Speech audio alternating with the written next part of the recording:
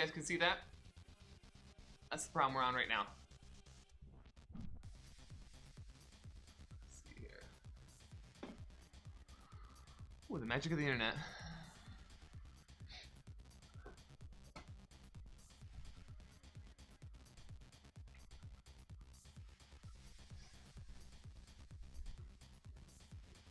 Yeah, so this is kind of like a modern physics style problem where you're not too worried about a lot of things. You just have to kind of check all the symmetries. With each symmetry, there's a conservation law. That's Noether's theorem. Get this guy up here too then. Let's see here. What do we got? The strong force holds nuclear force together, leptons, particle classification. Delta plus. Yeah, we're going to talk about all of this.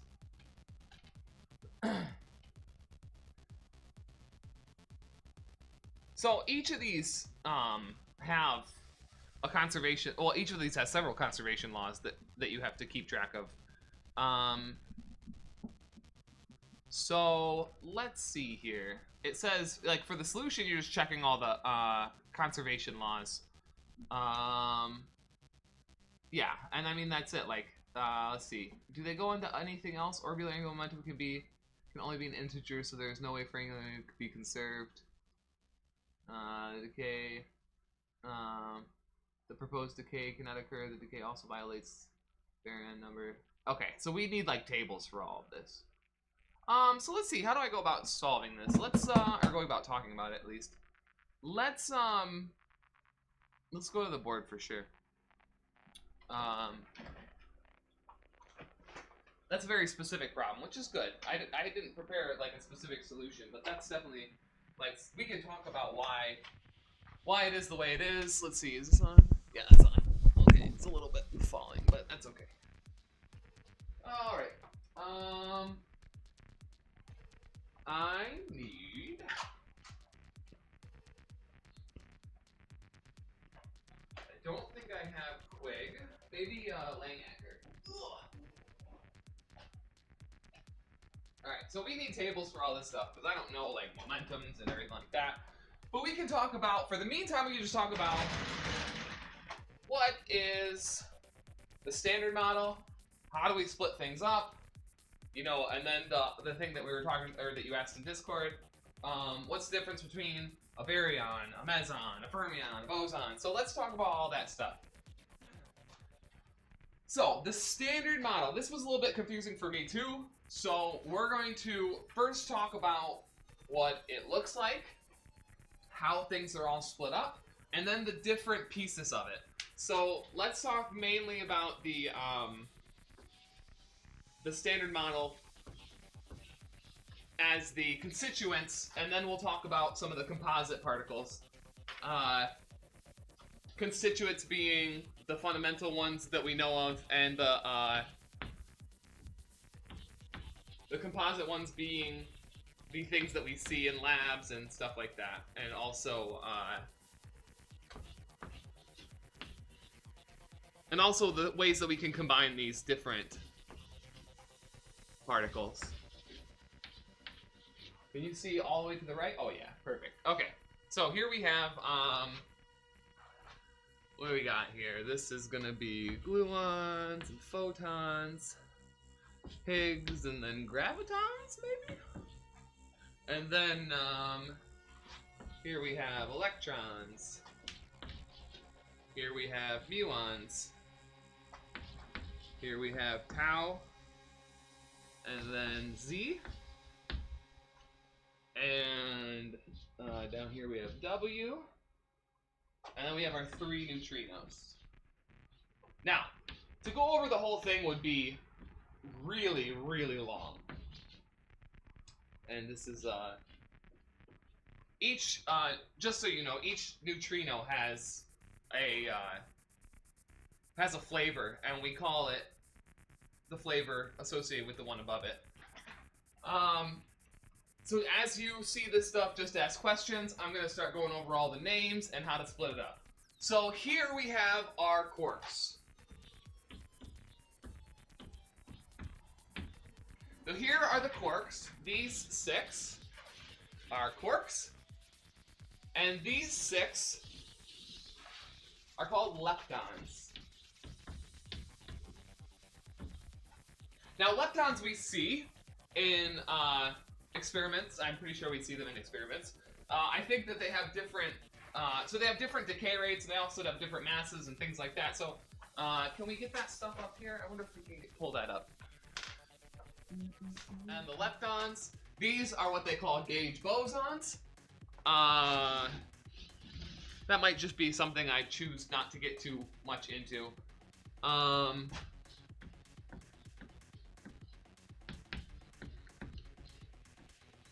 And this is called a scalar boson.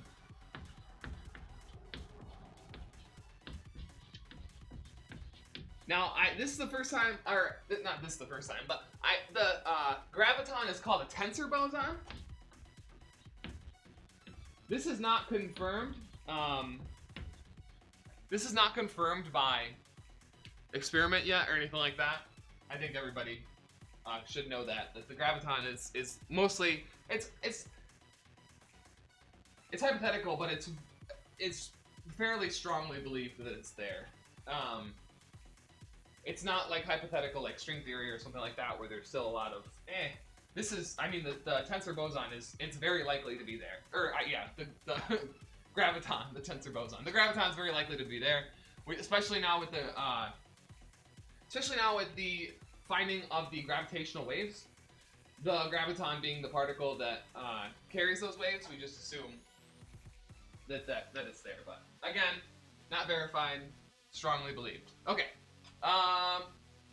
So these are all of the fundamental particles. Up, down, charm, strange, top, bottom, electron, muon, tau, the 3 neutrinos, the electron neutrino, muon neutrino, tau neutrino. Then you have the gluon, the gamma, the photon, the Z, and the W, and the Higgs.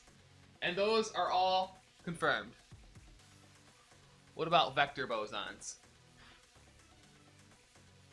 Gauge bosons are also known as vector bosons. A little bit about And so here we have the quarks, leptons. These are what you would call fermions.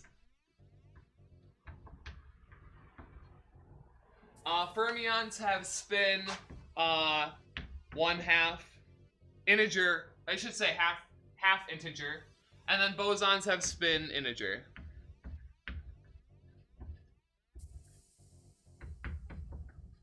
We'll call it integer. And that just, we don't, so spin we don't have a good grasp on like what it is. Oh, you can barely see that. Is that the very top? I thought I could see the top. Oh, you can on your screen, but not on my screen. Okay. So, yeah, so I don't have, what are we saying? What am I saying? Yeah, so fermions, the statistic is that they have half spin integer, and bosons have integer spin. And spin, spin's something we don't have a ton of control over, but we do know that it contributes to angular momentum, and from there we just sort of make some assumptions, blah, blah, blah. But yeah, we don't know a fair deal of what spin is. We see the effects of spin, and that's how we kind of associate a property with it. It's just by the effects. All right. So we're going to keep up the standard model there, and then we'll start talking about the different individual things that we see.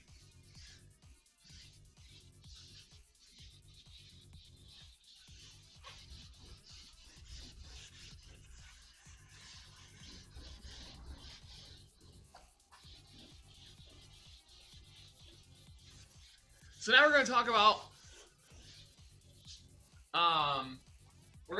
hadrons. Hadrons is another thing that you've probably seen quite a bit. Hadrons. This is kind of like particle physics 101. This is the stuff that will end up getting to your answer, to your question, Jax. It's like the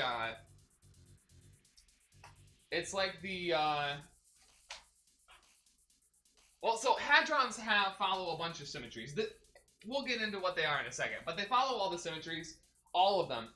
And the hadrons is what you started seeing in particle physics. The stuff that I was talking about that like started showing up like in the 50s, 60s, and 70s. They had all these cloud chambers. They're seeing all these particles. They're seeing all the masses and the radii and all this stuff. They were calculating radii through the scattering matrix, like stuff that we've done over the past few weeks. They were using all that stuff to calculate the size, the trajectories, the charge, the momentums, like all that stuff was being calculated using the S matrix theory and quantum field theory just in its infancy.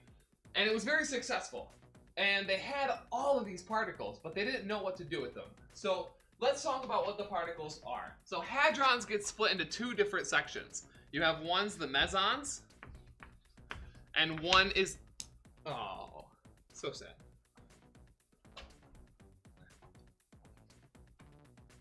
Okay, one is the mesons, and another one is the baryons. So first, let's kind of like list like just what the families are, and then some of them have multiple charges and others don't, and I think maybe that's an incorrect statement. Anyways, let's just write kind of like the base particle for each one without dealing with what charges they are. You can calculate all the charges if you have a table and everything like that, like a table of all the charges. Okay. So mesons, we have the pion. Usually it has some charge, we'll just write plus. And the pion is, now these are, so the hadrons are composite particles. And what the constituents are is for the mesons, it's 2 quarks. For the baryons, it's 3 quarks. Now quarks have this property called confinement, and you can't ever see an individual quark.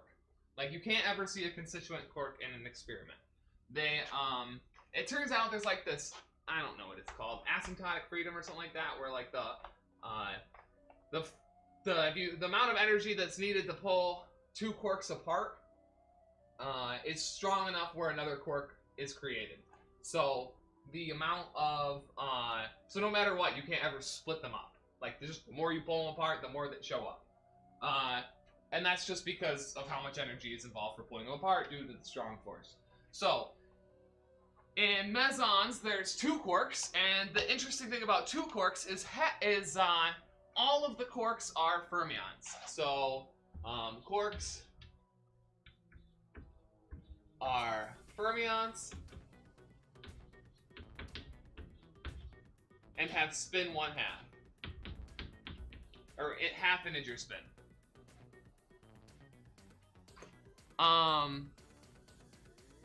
The mesons are made up of 2 quarks, so therefore their spin is integer.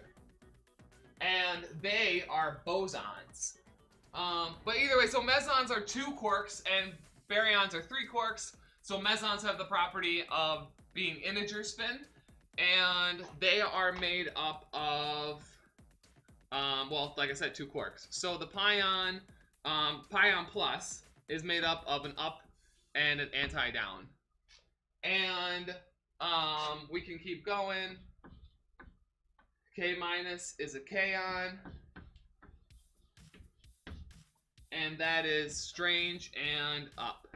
Anti-up, sorry. And then a rho plus. And that's a up and an anti-down. This one is one I'm not familiar with at all, but this one's just called B0. And I know that it has something to do with having this bottom quark. This one has an anti-bottom quark, but I don't exactly know where it shows up and what it does. I just don't. Sorry. And this is called an eta C, and I'm not 100% sure what this one is either. But there they are. There's kind of your base mesons. These are the ones that people kept seeing. And like I said, if you have a minus and a plus, then you're going to get a spin 0. But each of the pion and the rho both have a minus and a plus. So that gives you, you know, you could have a minus minus, which would be a negative 1, or you could have a plus plus, which would be 1. Or you could have 0. So if it's 0, if spin is 0, you can get the pion. If spin is 1, you get the row. Baryonic, I have baryogenesis and leptogenesis, which is basically how those particles came into being from cosmology. If you read that book that I recommended a little while ago called The First 3 Minutes by Steven Weinberg, that talks a lot about the baryogenesis and leptogenesis and how the different particles, you know, how they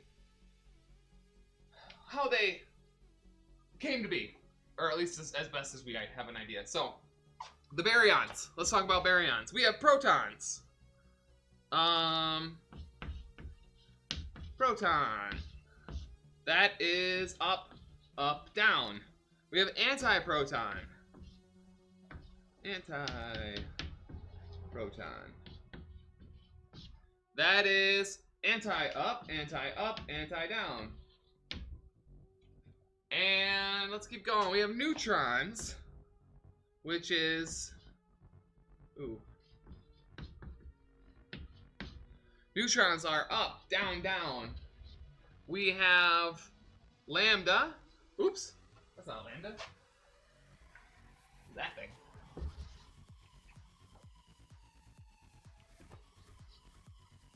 We have lambda.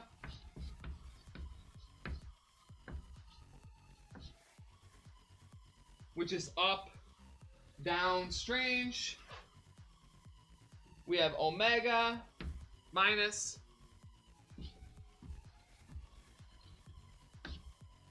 That's strange, strange, strange. There's more. There's sigma.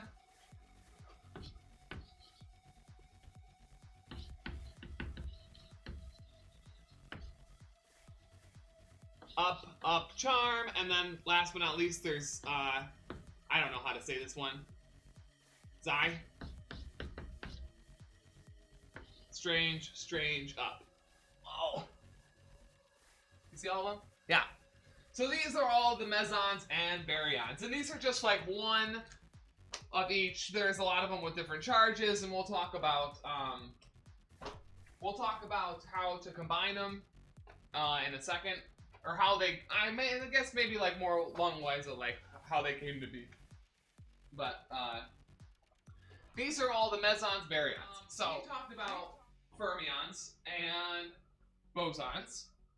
And then we talked about, and the fermions and bosons, that goes everywhere. So mesons are considered bosons because they have integer spin 1.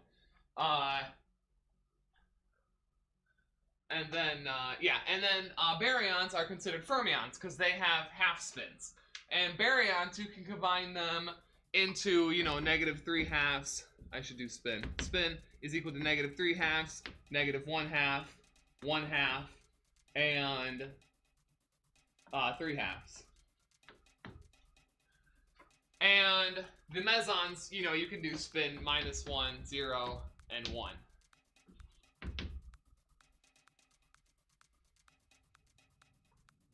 Now, if you want to see a good book, if you want to see a book that has some decent, like pictures of all these things, then hit Quig. Quig is a good book to look at this stuff. Quig has a book, I think it has 2 editions. The one came out, the first edition went out a long time ago. And the second edition came out in the 2000s, so it's a lot more up to date. I think the first one came out in the 80s or something like that. So now this is kind of where you're going to need to go to answer the question. It's like,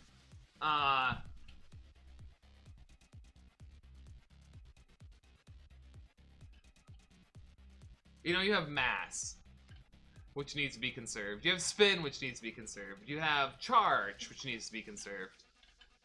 And here's all the particles, nucleon, which is made up of like the proton and the neutron. They're right there. And then the lambda, sigma, cascade. I don't know what cascade is. Delta is like another way of writing protons and neutrons, except you're adding all the spins. That's why it's +3 and -3 too. There's like a -3 one as well. -3 halves.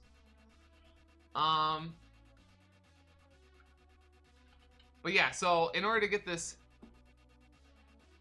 Well, the example's saying which one's not conserved, right? Where'd the question go?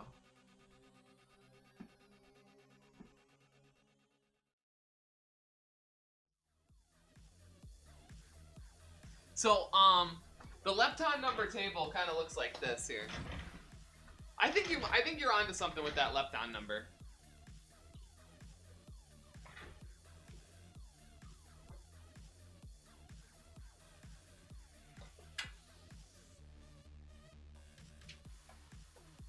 Because the lepton number has to be conserved, and it's not conserved. Number for let's just talk about the lepton numbers really quick. Leptons, leptons, leptons, leptons. So for the pion, it's obviously 0. So we need the right-hand side to be 0 as well, which it's not.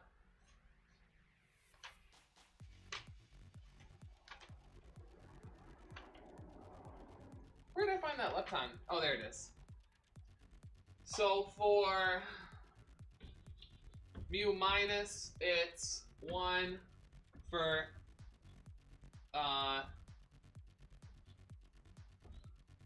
the muon neutrino, it's 1.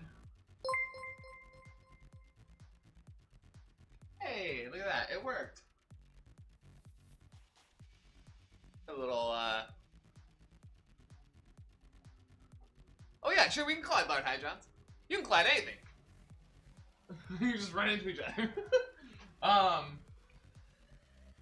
Protons is what they do with the LHC. Hold on, we'll get to that in a second. Let's finish this. This is the, mu plus is -1, and the, anti-muon neutrino is -1. This is a book, this is straight from Griffiths. So, oh, large hadrons. The Large Hadron Collider. Come on. You know I don't get jokes. Not a very bright boy. Oh, let's bring this window back up. Let's see, I'm sorry. It's like I don't, oh man. I'm not, I think Jack's got it. Because she was able to run with lasagna jokes. But like me, I was stuck behind. Okay, so let's check. So for 1, we have a lepton number of 0 on the one side, and then we have a plus muon, which is -1, and a muon neutrino, so that's 0. And then for 2, I think we have 0 and -2. So I think you might be right. I'm 0 for 2, NC. I'm sorry. I'm 0 for 2 with this whole like